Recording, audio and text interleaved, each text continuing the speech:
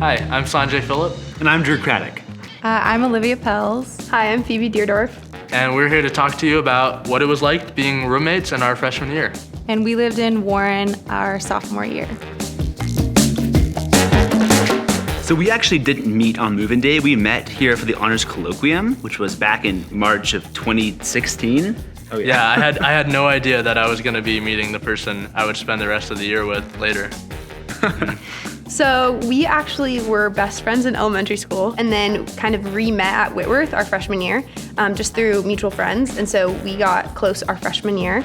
So when it came time to decide who would be roommates for sophomore year, obviously thought of Liv because she was like my best friend freshman year. So asked her to be my roommate, and then that was that. So one of the things we had in common is we both had an interest in the speech and debate program here. We came in and we both decided, hey, let's do this speech and debate together.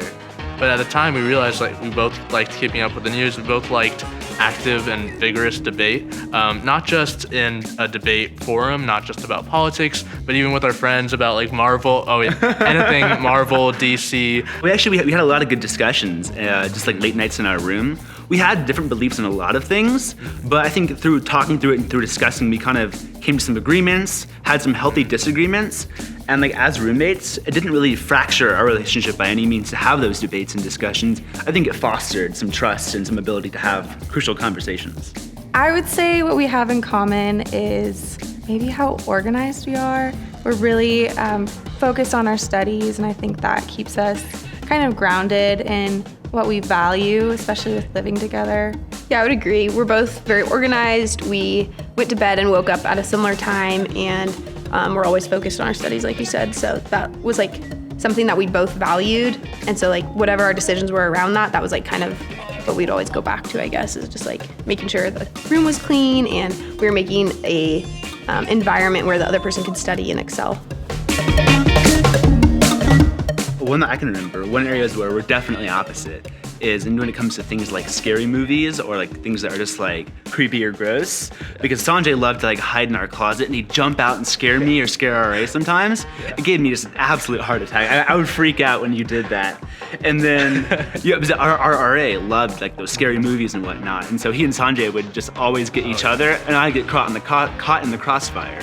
And as a result, I just end up getting scared. And I remember I came into the room one time, Sanjay wasn't there, but I had a distinct feeling that he was somewhere around. So I was just checking under closets, underneath the bed, everywhere around the entire room, and he wasn't even there. I thought he was gonna scare me, jump out, but he wasn't even there.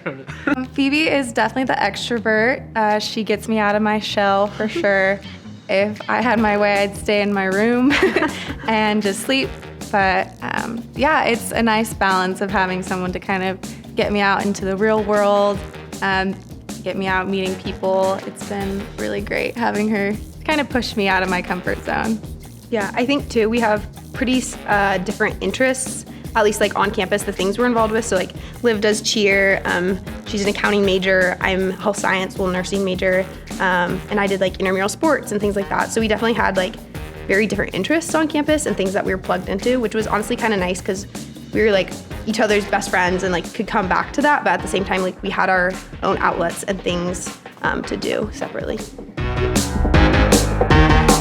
In terms of ground rules, we just had some basic things of hey, if the roommate's not around, ask to borrow things. If you're having guests over, ask before it, if they're gonna sit on someone's bed or on their chair.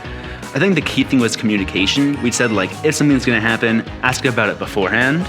And that was kind of just the clear expectation. That communication with each other and then just with the rest of the guys, it made for, no big old sounds coming through thin walls in the middle of the night. It was such a great time. We shared pretty much all of our wardrobe, so that was really nice. It definitely doubled my wardrobe in size. We would ask about food. I think that was the big thing, but we went over at the beginning of the year because your RA will give you a roommate inventory kind of thing, and you go through it together. So I think we briefly were just kind of touched on some of those things. And I think food was the only thing we were just ask first, but yeah, we're pretty open about most things.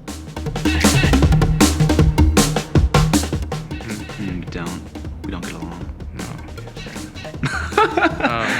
It was really nice having our own outlets outside of each other, and I think being roommates, obviously you're living with that person 24/7, and so it's really important to have time to yourself and time with other friends, things like that. And I think we did a good job of that. I mean, we also just have very different circles, you know, for classes and things like that. So that was handy. So another thing that really made us work as roommates was we were both intentional with making sure that we were a good roommate.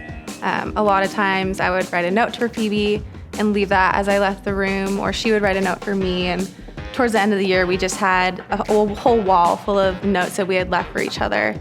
So just making sure that you're intentional with that, being respectful, just all of those kinds of things, really helped us kind of work together. I think a lot of roommate conflict that when it comes down to it is either just like a lack of respect for the other person or a lack of being honest with what you actually want and need out of that situation. So you really need to express your feelings and like what you want to make that a safe place for you, because it's where you're living. And so I think just being honest and having those conversations with the roommate, especially early on, because things are only going to get worse as the year progresses if you start off in a bad situation. I think one of the keys there especially is with the adaptability and open communication is to do it early. So if there's an issue and you notice it, don't wait for it and say, oh, I'll catch them again if they do it later. Bring it up now and say, hey, like when you did this, it concerned me, it bothered me. And so if there's an issue or if there's something you need to talk about it right then and there, get it resolved, and then things can go smoothly. Like even like that first week, that's a crucial formation time of how your roommate ship is gonna look like.